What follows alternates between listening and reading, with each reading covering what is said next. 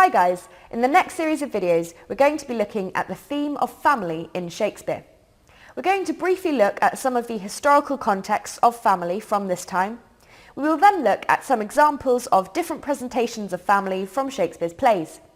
We will then analyse an extract of Shakespeare and go through a potential essay structure to answer a question on the theme of family in Shakespeare. So firstly, let's consider the theme of family in Shakespeare. It is very rare in Shakespeare for him to include mother-daughter relationships in his plays. For example, even in The Winter's Tale, where there is a mother and a daughter, Perdita and Hermione barely interact.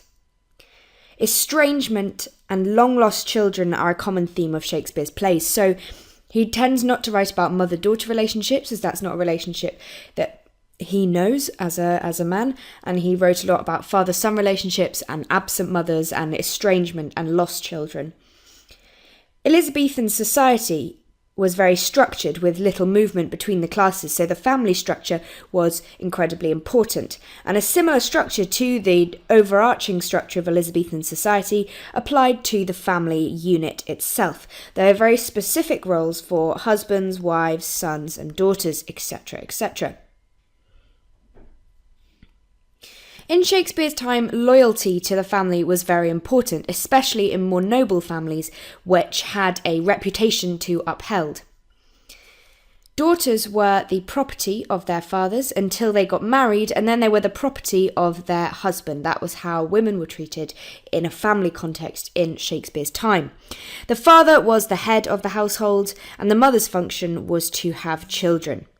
Obviously, these were not always the family roles that people adhered to, but these are the kind of general roles that society expected people to adhere to. Family is very interesting in many of Shakespeare's plays, as there is a constant battle between the younger generation and the older generation, or the pompous and stuffy and the natural and free-spirited, and these are often contrasted within different worlds. In the plays we often have a very pompous court, and then we go to the countryside and see more free-spirited people, so there's this kind of huge contrast that's to do with generations and families, but also with setting.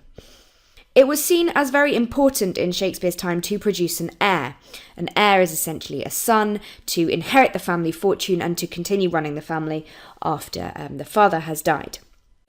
Hey guys, I hope you enjoyed the video. If you're looking for an amazing A-level English literature resource, join me today in my series of engaging bite-sized video tutorials.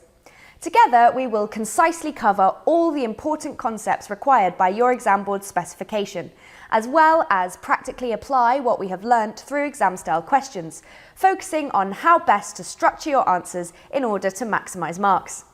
See you soon, and together let's make A-level English literature a walk in the park.